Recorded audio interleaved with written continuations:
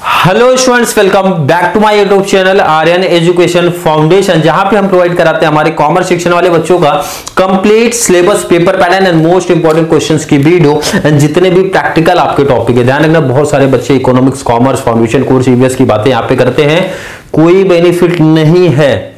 उस second channel पे आप जाके कर सकते हो, प्रोफेसर शुभम तिवारी पे, प्रोफेसर शुभम तिवारी चैनल का जो नाम है वहां पे आप जाके कर सकते हो। ऑलरेडी अपलोडेड है, फिर भी बच्चे परेशान है, सर फाउंडेशन कोर्स की आईएमपी नहीं दिया आपने, कॉमर्स की नहीं दिया, एनवायरमेंटल स्टडीज की नहीं दिया सर। तो हर एक सब्जेक्ट जो कि आपका है ऑलरेडी अपलोडेड है। यहां पे सिर्फ फाइनेंशियल अकाउंटिंग और मैथ्स की बातें हम लोग करते हैं।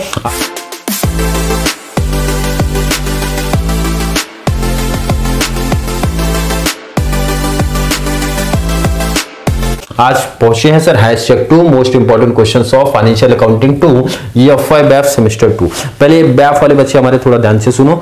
#1 में आपको करा के दिया हूं सिलेबस, पेपर पैटर्न बीकॉम से डिफरेंट है, इसलिए थंबनेल में देखोगे आप, प्लेलिस्ट में आप जाओगे, प्लेलिस्ट का नाम है EFI BCom sem 2 financial accounting. Sir बैफ का नाम क्यों नहीं रखा? इसका लॉजिक रीजन ये है क्योंकि सिलेबस आपका कॉमन है, पेपर पैटर्न में डिफरेंस है, इसलिए थोड़ा सा आपका डिफरेंट रखा है। तो मतलब सिलेबस, पेपर पैटर्न की वीडियो आपकी डिफरेंट रहेगी, इंपॉर्टेंट क्वेश्चंस की। बाकी जब प्रैक्टिकल, शॉर्ट नोट्स, ऑब्जेक्टिव्स पूरा कॉपी करना है, मतलब दोनों साथ में चलेंगे, तो दो अलग अलग प्लेलिस्ट बना के कोई बेनिफिट्स नहीं है।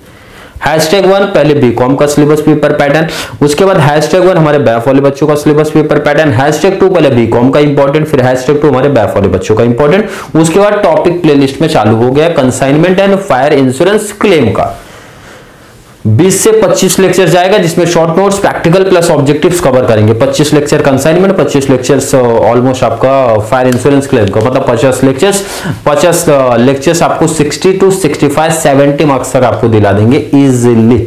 Clear sir? बिल्कुल है। सीधा टॉपिक पे आते हैं। आपका जो पेपर पैटर्न है, क्वेश्चन नंबर 1 आपका ऑब्जेक्टिव्स है। ऑब्जेक्टिव्स में इंपॉर्टेंट कुछ नहीं है भाई, कंप्लीट हर एक टॉपिक करना है, क्योंकि हर एक यूनिट से सर बनता है क्वेश्चन। ए जो आपका आएगा सर 8 मार्क्स का रहेगा, बी वाला 7 मार्क्स का रहेगा, मतलब 15 का तो आपका क्या हो जाएगा सर? ऑब्जेक्टिव्स हो जाएगा। 15 मार्क्स का आपका कंप्लीट ऑब्जेक्टिव्स हो गया। ऑब्जेक्टिव्स तो हर एक टॉपिक से पूछे जाएंगे। एंड ऑब्जेक्टिव्स में already syllabus and paper pattern वाली वीडियो में बता चुका हूं क्या क्या पूछे जाते हैं सर। MCQs पूछा जाता है, ट्रू एंड फॉल्स पूछा जाता है, and match the pair. Last fill up भी है, बट फिलअप बहुत रेयर केस में यही 3 पूछे जाते हैं। 3 में से 2, 3 नहीं, ये 3 में से 2 पूछे जाते हैं। फिलअप के चांसेस बहुत ही कम होते हैं। ऑब्जेक्टिव्स पहले बता दिया, जो भी पब्लिकेशन आप फॉलो कर रहे हो, चाहे विपुल हो, स्थित हो या फिर मनन प्रकाशन हो, कोई भी फॉलो कर रहे हो, तो वहां से कंप्लीट ऑब्जेक्टिव जो आपके कॉलेज में जिस बुक से आपके सर टीचर पढ़ा रहे होंगे, तो वहां से कवर करना, क्योंकि ऑब्जेक्टिव्स आपको वहीं से बनने वाले हैं। Clear sir? बिल्कुल है। प्रैक्टिकल की बात कर ले, क्वेश्चन नंबर 2 आपका प्रैक्टिकल होने वाला है, 3rd आपका प्रैक्टिकल है, 4 प्रैक्टिकल है। प्रैक्टिकल के ऑप्शन में प्रैक्टिकल, प्रैक्टिकल के ऑप्शन में प्रैक्टिकल, प्रैक्टिकल के ऑप्शन में प्रैक्टिकल।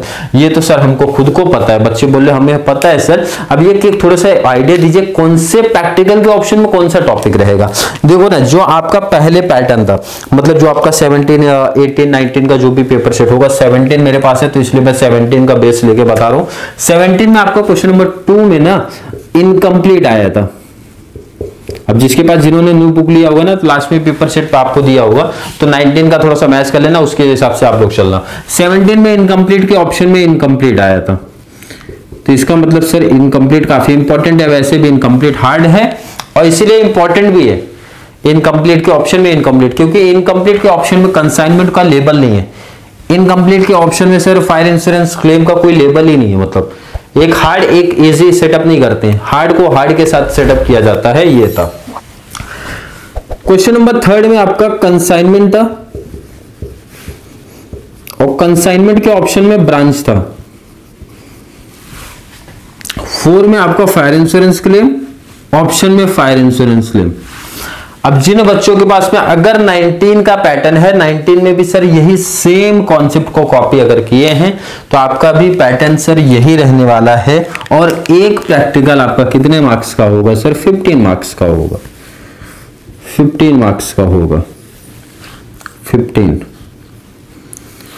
मतलब है सर कोई भी 3 टॉपिक आप पिक कर सकते हो, 3 में से आपको इनकम्प्लीट को करना ही है, ये आप समझ के चलो, इनकम्प्लीट करना है। मेरा जो सजेशन है, जो मुझे लग रहा है कि फायर इंश्योरेंस मुझे काफी इजी लगता है, मुझे लगता है कि जो लो लेवल वाले बच्चे हैं, मतलब जिनका अकाउंटिंग बहुत अच्छा नहीं है या फिर एवरेज बच्चे हैं ना, तो फायर इंश्योरेंस क्लेम को बहुत जल्द कैश कर लेंगे। मतलब उसमें बहुत केसेस नहीं है, बहुत टाइप्स ऑफ सम नहीं है, सिंपल सा फॉर्मेट चलता है सर, मेमोरेंडम ट्रेडिंग अकाउंट बनाते हैं, लॉस को कंप्यूट करते हैं, क्लेम अप्लाई कर देते हैं, कॉन्सेप्ट हो गया क्लियर।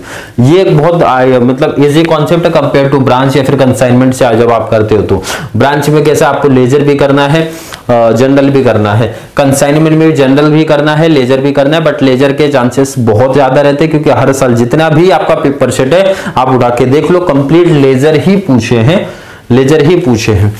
बट मैंने जो आपको लेक्चर्स दिए हैं sir fire insurance claim, complete lectures आपको मिल जाएगा। कंप्लीट लेक्चर्स मतलब आपका practical plus short notes plus objectives, तीनों। कौन सा topic sir? Fire insurance claim का। फायर के साथ में मैंने ऐड किया कंसाइनमेंट, मतलब 2 यूनिट आपका लिया है, 2 यूनिट में प्रैक्टिकल शॉर्ट नोट्स ऑब्जेक्टिव्स करा के दिया हूं। इन केस अगर ऐसा पैटर्न था तो इसका मतलब है सर 15 + 15 30 का प्रैक्टिकल का बेनिफिट आपको मिल जाएगा। कितने का सर? 30 का। एंड शॉर्ट नोट्स की बात करेंगे, शॉर्ट नोट्स आपको पूछा जाता है NA3 आउट ऑफ 5। तो इसमें देखो 2 सजेशन है। क्या सर? 2 सजेशन है मेरा। एक तो है कि ये जो क्वेश्चन दिया गया ये आप फॉलो कर लो, पहला है कि ये जो क्वेश्चन है वो आप फॉलो कर लो। सिर्फ सेकंड मेथड थोड़ा सा बताइए क्या है। सेकंड मेथड ये है कि आप मेरे साथ जब फायर इंश्योरेंस क्लेम की प्रैक्टिस करोगे तो इसमें मैं शॉर्ट नोट्स करा के दूंगा। कितने सर? 2, 3, 4 जो भी होंगे, अब टॉपिक में देखूंगा तो मुझे समझ में आएगा कौन कौन से इंपॉर्टेंट है एंड कौन कौन से पूछे जाने के चांसेस बहुत ज्यादा है, उसके हिसाब से चलेगा। फायर इंश्योरेंस क्लेम का शॉर्ट नोट्स करा के दूंगा, साथ में सर कंसाइनमेंट का करा के दूंगा।